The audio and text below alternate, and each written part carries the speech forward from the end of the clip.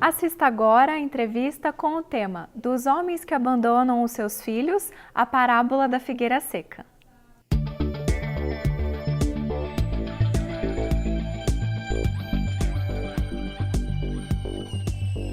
Olá, amigos.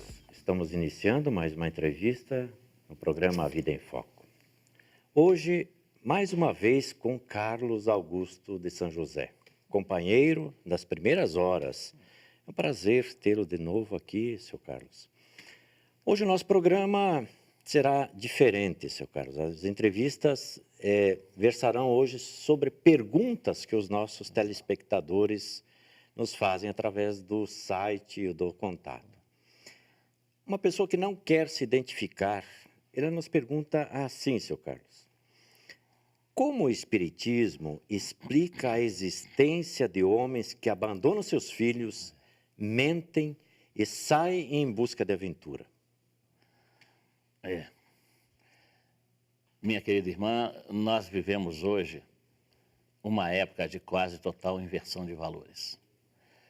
Gostaria, inclusive, de lembrar, para ilustrar isso que a gente está afirmando, sem medo de estar errando, que nesses dias eu assisti pelo menos 2 vezes, em canais diferentes, o mesmo cantor se gloriando de ter 3 esposas e 23 filhos. Vejam, violentando a lei de Deus, que nos conduz à monogamia, e, acima de tudo, que é pior, né? Pelo menos imediatamente, violentando as leis dos homens, do nosso país, que não permite isso. É monogâmico, né? Isso é a prova desse estado caótico de ordem moral que nós estamos vivendo. Consequentemente, fica muito difícil para essas criaturas, como o seu ex-marido se comporta, de total imaturidade psicológica, pensar diferente.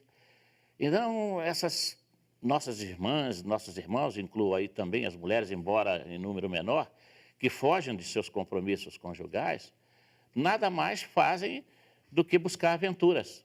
Porque é isso que a sociedade, através dos meios midiáticos, está propondo diariamente, invadindo as nossas casas.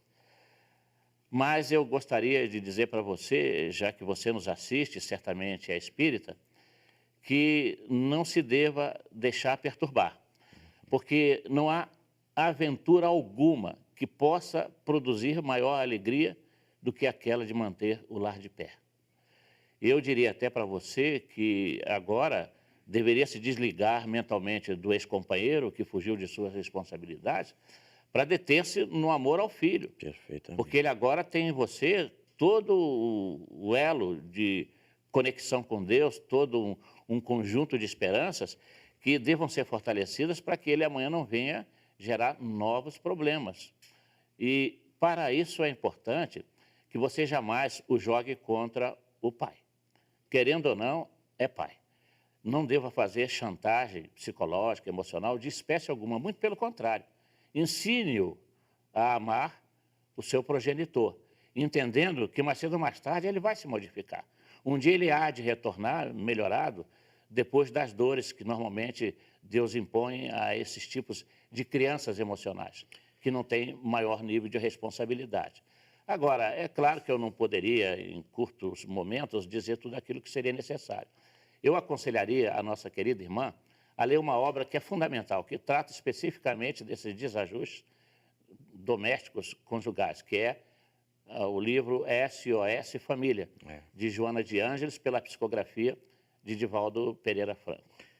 Seu Carlos, emendando essa questão, me parece assim que o grande problema é a matriz que se cria na sociedade como sendo um fato absolutamente corriqueiro, normal, os pais se evadirem do lar, e notadamente o homem que tem mais este perfil, né? Deixando a mãe, a mulher, com as atribuições da educação dos filhos.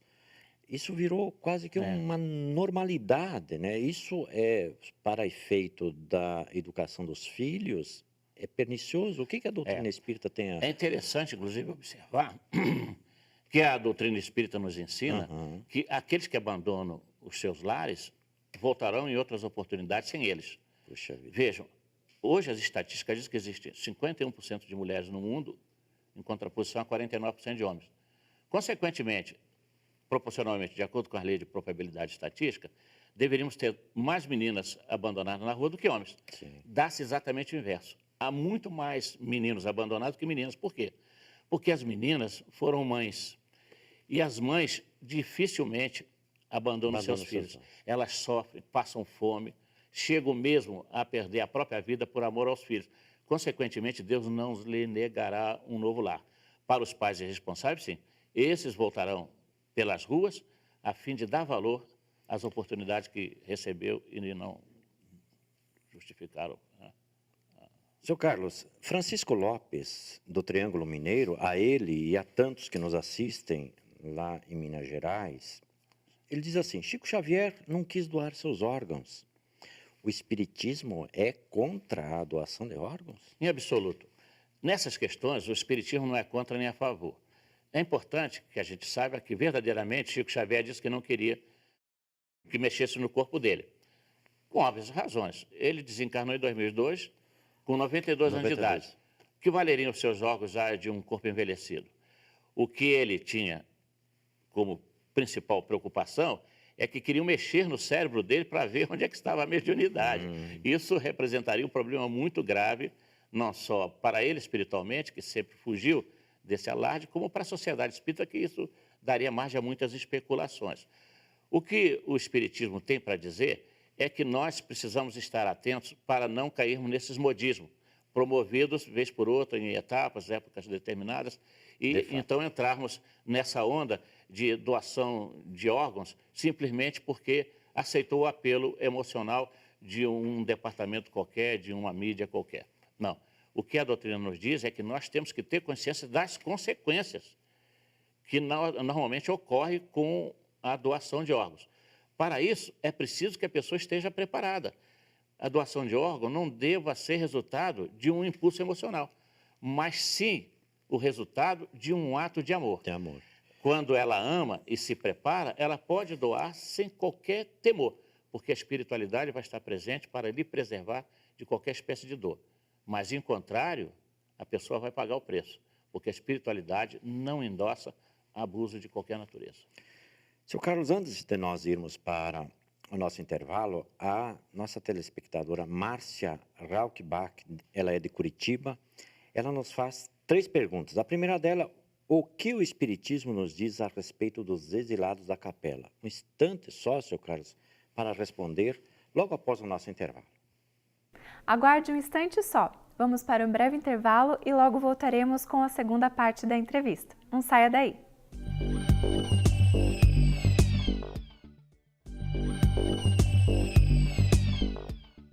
Retornamos com a segunda parte da entrevista de hoje com o tema dos homens que abandonam seus filhos, a parábola da figueira seca.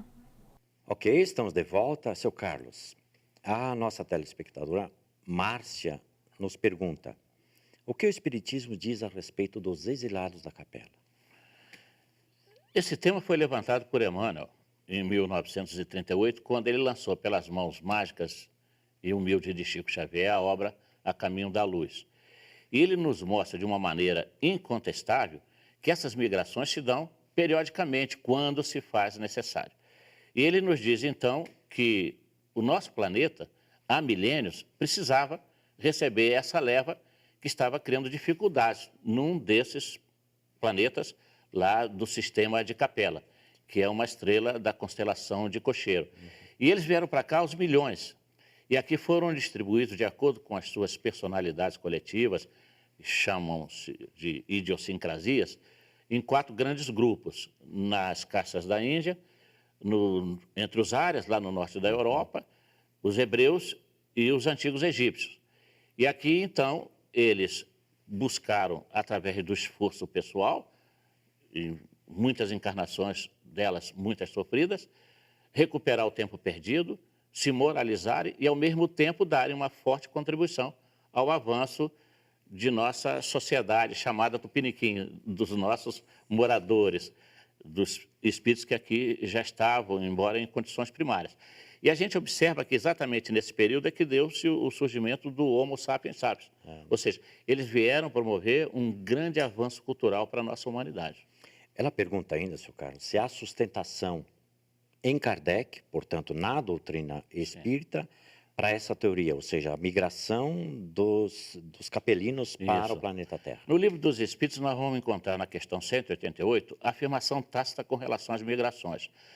E na sua última obra, Gênesis, editada em 1868, Allan Kardec fala, quando trata do capítulo Raças Adâmicas, exatamente que os espíritos superiores haviam dito a ele que essas migrações são comuns, elas são usuais, desde que se façam necessárias, de acordo com o planejamento sideral nas mãos desses espíritos puros que coordenam os destinos dos povos dos mais variados planetas, onde quer que eles estejam. Então, Allan Kardec consagra essa realidade de maneira muito explícita quando trata das raças adâmicas, ou seja, aquelas raças que tiveram como símbolo a personalidade de Adão, que vieram exatamente para promover o avanço da nossa humanidade. Antes de ir para a outra pergunta, estaria dentro daquela princípio estampado pela doutrina da chamada Nova Era, seu Carlos? Isso. Esse conjunto de situações está dentro desse princípio que Kardec traz? Sim, com certeza absoluta. Nós estamos num processo de migração de fase. Nós estamos num processo de mudança de ciclo, de expiação e prova para a regeneração. Consequentemente, essa regeneração não vai se dar apenas com os habitantes aqui existentes, porque senão isso já estaria acontecendo, e a gente não vê isso claramente. Mas com a vinda dessas migrações de espíritos mais elevados, com certeza nós vamos receber impulsos extraordinários, extremamente favoráveis, que vão permitir a entrada nesse processo citado de regeneração. Seu Carlos, a terceira pergunta da Márcia, ela nos indaga, o que são crianças índigo? Eu preferiria chamar de espíritos de aura luminosa com azul anilado, brilhante.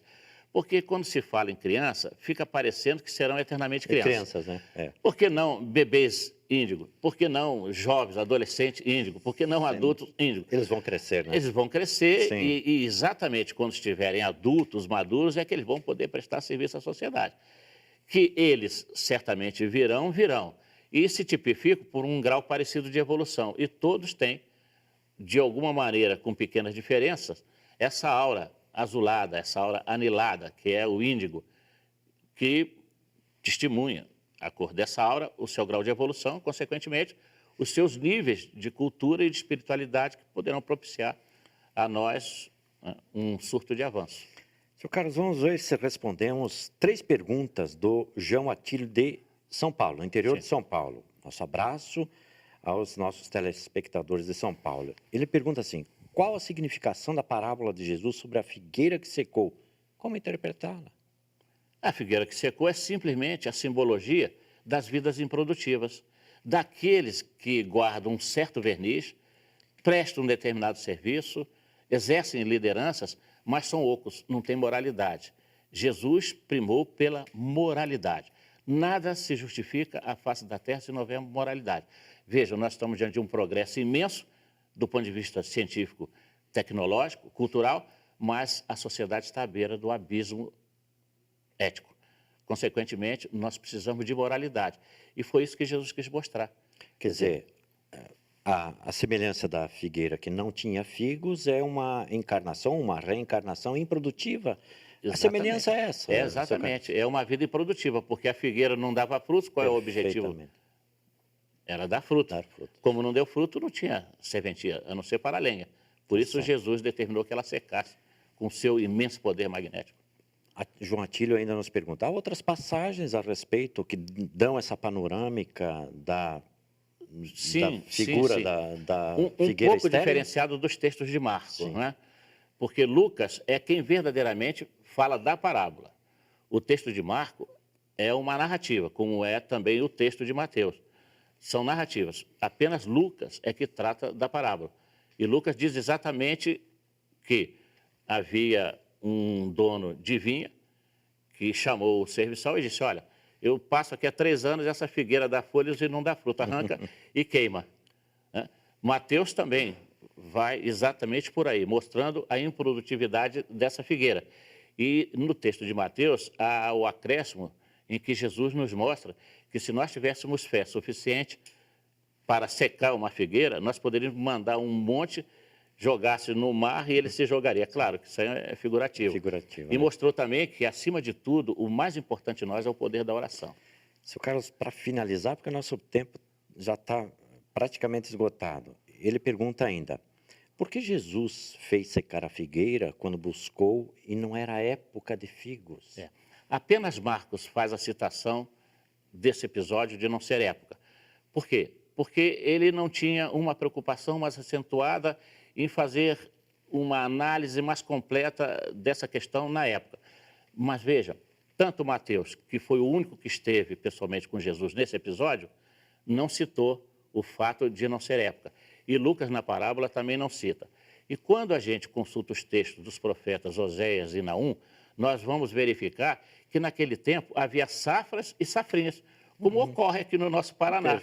Há épocas em que se dá figos e há outros períodos que a produção de figo é menor. Mas sempre se dá. Agora, o que caracteriza o grau de produtividade na figueira é a folhagem com os frutos. Mas não significa dizer que, por não ser época, aquela figueira não poderia ter dado fruto. Tanto que os textos, os três, dizem que Jesus foi e olhou entre as folhas, o que significa dizer que ela tinha tudo para produzir e não produziu. Veja só, o abacaxi no nosso país, ele normalmente dá muito de novembro a janeiro, não é? Mas se a gente procurar hoje abacaxi nas mercearias, a gente encontra. Nós estamos em junho. De fato. Seu Carlos, muito obrigado pela sua presença aqui, obrigado às respostas às perguntas dos nossos telespectadores. Fique conosco, o programa continua.